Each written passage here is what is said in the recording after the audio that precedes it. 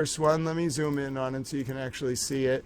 Mandy Tell, I don't think you have any questions about this one. It is not very hard to understand. It simply says, in the above entitled case, we the jury say the defendant is not guilty or guilty of the offense as charged, murder in the second degree. I think we are mostly all on the same page about that one. Now you might be saying to yourself, okay, what about the next one? Well, I have the next one. The next one is read bottom to top. I think that's why there was a lot of confusion on this. You read it bottom to top. Okay, so I want all the mock jurors or just people who want to learn about this, you read this verdict form bottom to top. Okay, does that make sense to everyone? So the first question you ask, okay, now the reason you read it bottom to top is you have to decide, first of all, whether she's guilty of any of the lesser included offenses, okay? You got to go all the way to the bottom, okay? So it's a ladder. You climb up the ladders. You start at 5, 4, 3, 2, and then you get to the top. So because 2 is the offenses charged, we have to go through each lesser included, okay? These are the real forms as submitted to the jurors for this case. Yes, that's correct. So it's a ladder. So let's start at the bottom. Is Karen guilty of operating a motor vehicle under the influence of liquor? This is the lowest charge, okay?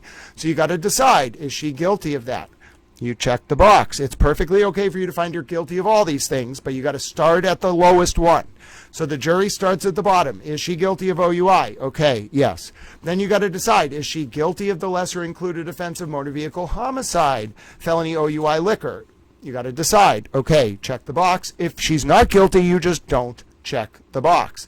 Now, the reason why you have to check 2 boxes is, do you see how there's 2 different ways you can be found guilty? Either your blood alcohol level is over 0.08 or you were operating in a way that you shouldn't have been, even if they didn't have a blood result. Here we have a blood result and Karen's own words that she shouldn't have been driving. So I don't think it matters which check box they do for the sub box here, which one she was guilty of in terms of the OUI, whether it was BAC or her actions.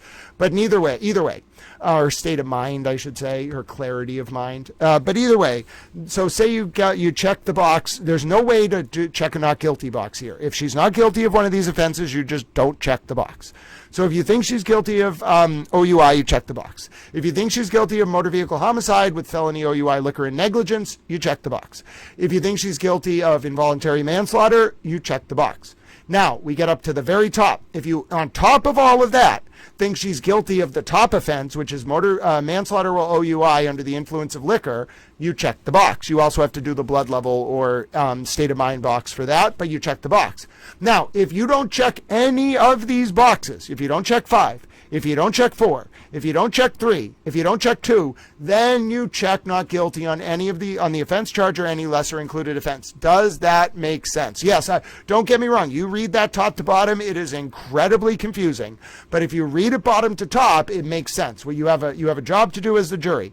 You must go through number 5, number 4, number 3, and number 2. If you don't check any of those boxes, then you may check box 1. All right, so it makes sense when you read it that way. I can understand why I said there was some confusion. It's very important to read it top to bottom.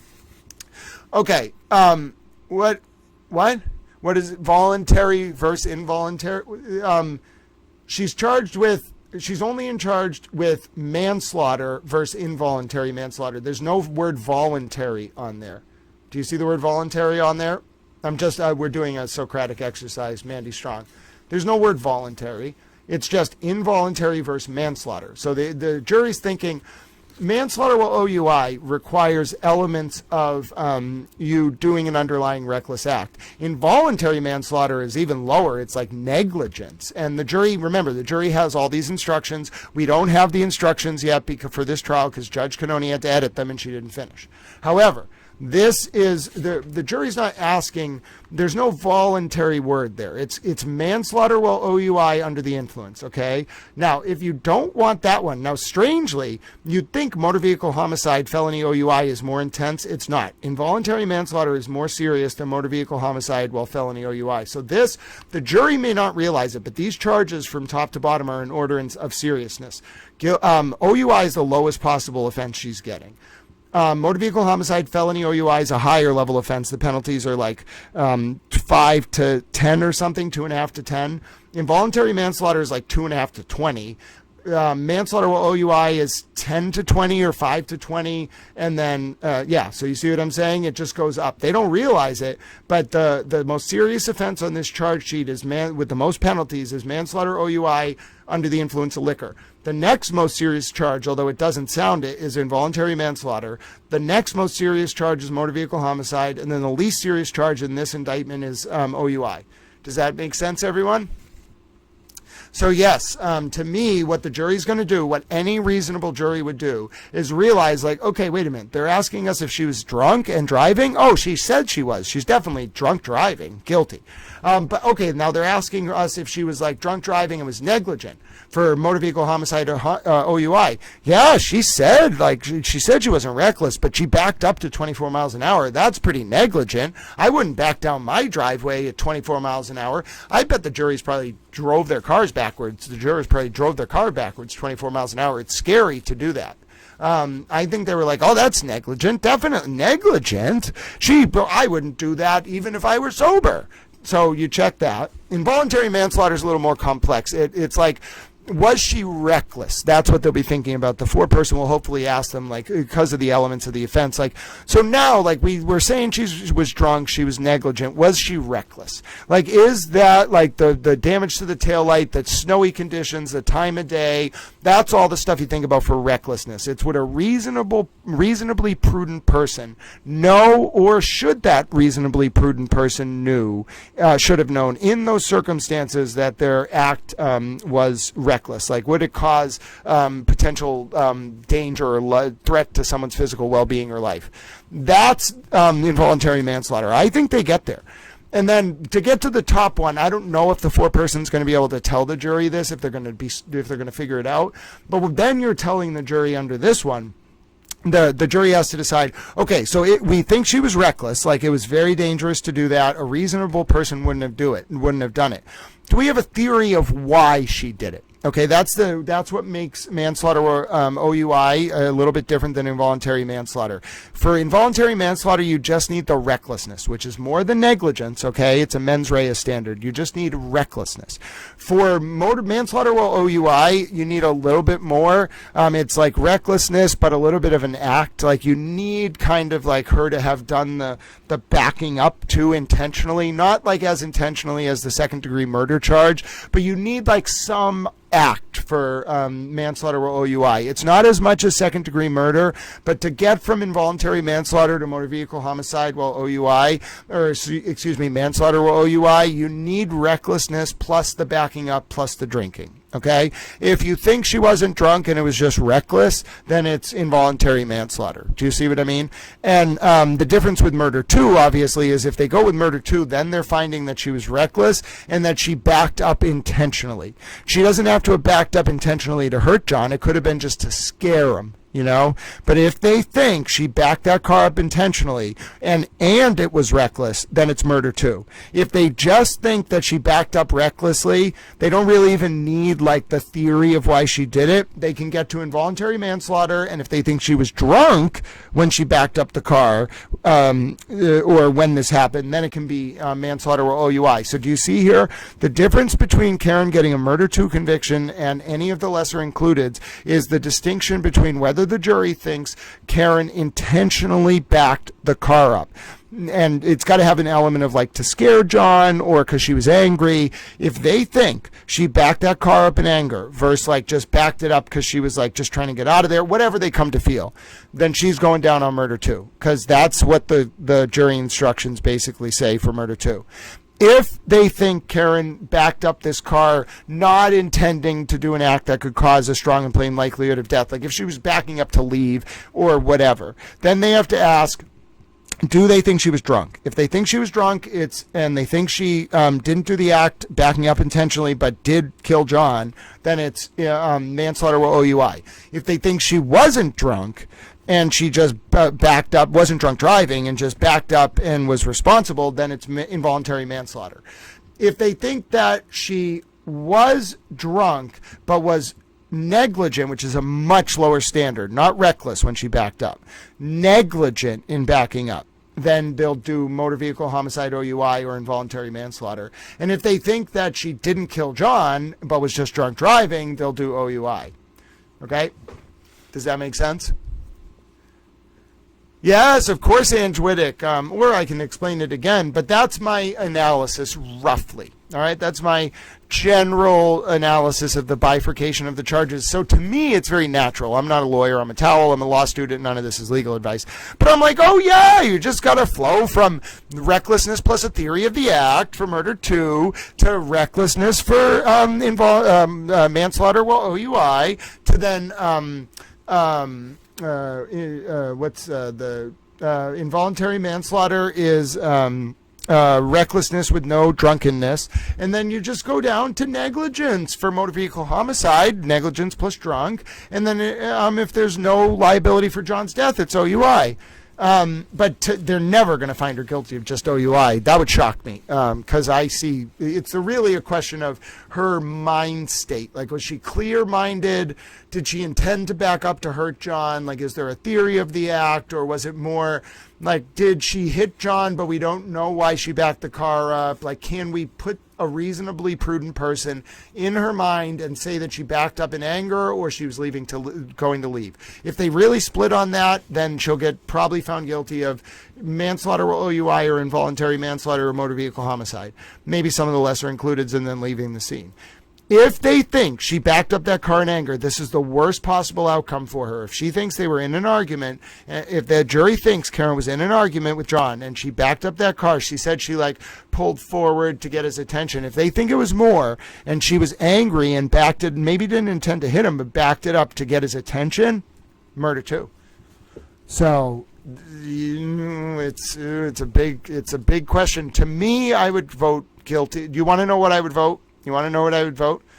If I were on that jury, I would say she's guilty of murder in the second degree. If I were the foreperson, and they all did their deliberations, and at the very end they were like, okay, Mr. Foreperson, like Mr. Foretowel, we've waited a long time. You haven't really talked. Like, it's like the movie 12 Angry Men. Will you please tell us what you think? And I would stand up and I would say this: I've heard everything you've all had to say, and I think she's guilty of murder in the second degree because she intended to back up her car to scare John and out of anger, and she did an act that in the circumstances a reasonably prudent person should have known would have posed a strong and plain likelihood of death. Okay, that is what I truly believe that the jury, that's what I believe about this case. However, I would then go on to say, but also, by doing that, by saying if we vote 12-0 on murder, guilty of murder in the second degree, we are also, based on the elements of the charges of murder in the second degree under the third prong, saying that she's guilty of every other crime in the second indictment. She is guilty of being drunk. She's guilty of driving under the influence and hitting John. She's guilty of doing it in a negligent way. She's guilty of doing it in a reckless way. So all of that would mean we'd have to convict, and I would argue for a conviction on every single count of the first indictment and the second indictment. Then I would go on, get literally every checkbox. Then I would go to the third indictment and say, now, the one thing, and I truly believe she knew John was on the lawn when she left, the one thing we have to consider is picking the glass out of John's nose. The doctor told us, like her own defense expert, you have to be alive for blood to spurt out of you like that. So for her to pick the glass out of his nose, I think that occurred at like 12:30 a.m. And if she did that, then she's guilty of leaving the scene too, because she knew he was dead and left. Therefore, I would convict across all three. But I'm interested to hear if any of you jurors feel that if we convict her on murder 2, that it's redundant to convict her on everything else. That's, as a foreperson, what I would say. I wouldn't feel that we should do that, but I would say, do you want to just convict her on murder 2, which is a very serious charge, and then not convict her on the other charges? Or do you want to convict her on murder 2 and everything else? Now, here's the problem. She gets convicted on everything, she's screwed. She's never getting out of prison. If she gets a jury who's like, listen, like that's a lot. Like, I think murder 2 incorporates everything else. Can we just find her guilty of murder 2? Then she might get out in 10 to 20 years. What the least likely option, although I could be surprised, is that they find her guilty on something under count 2. and not count one. I think it could happen. I think it's unlikely. Then her sentence could, if it's, it could range anywhere from no prison time for just OUI to 1.5 to 10 years for some of the middle offenses, motor vehicle homicide, OUI, involuntary manslaughter. It could be like 7 to 12 years, which seems to be what I think this is going to end up at if she gets involuntary manslaughter or manslaughter while OUI. 7 to 12 years. And then if you add in the leaving the scene charge, add another 1.5 to 3 years. My prediction, this case right now is going to be somewhere between involuntary manslaughter, manslaughter while OUI, felony liquor, and second-degree murder. Karen's sentence will, depending on the number of guilty charges the verdict comes down with, Karen could face anywhere from 7 to life, but I think the most likely range for her, based on the Turek case, 7 to 20, more likely 7 to 12. If you add the third count, 7 to 15. Judge Cannoni will probably come down around 12. The best Karen can hope for right now is out in 5 with good behavior, more likely out in 7 to 10 with good behavior. If she gets murder 2, it's all up. If she gets found guilty on murder 2, she's going to jail for life, I'm pretty sure. Because I don't think that maybe Judge Cannoni will give her like a possible parole term, obviously. But, you know, like she's not going to get out before 2050, 2060. She's not getting out of jail. She'll die in jail if she gets found convicted on murder 2. If she gets convicted on murder 2, she will die in jail. It's not life, it's 20 to life. Yeah, minimum parole eligibility is 15, but yeah, it's not going to be life. It won't be a hard life sentence. It will be such a long sentence that she will die in jail. She might be able to get paroled on compassionate release or something or whatever in like 20 years if she lives that long, but if she gets convicted on murder 2, she's going to die in jail. If she gets convicted on, and that's something they'd be thinking about, like we're sending her to her death in prison if we convict her of murder 2. If they have to really hate her to do that. If they do, if they come back guilty on murder 2, she's dying in prison. If they come back guilty on something under the second offense, she might get to live like the last 10 years of her life like free, but definitely like she will never be the same person again. She's not going to. Do you know what's going to happen to that poor woman in jail? I'm saying this literally with the little compassion I have for her. She has no colon. Like if she doesn't get PC'd immediately and stay in that medical wing for the entire stay, she's not going to survive. She's not going to become like some Barrett Brown like courthouse like or jailhouse lawyer. She's going to get eaten alive. She's pretty. She's like, it's not good. I've heard 20 years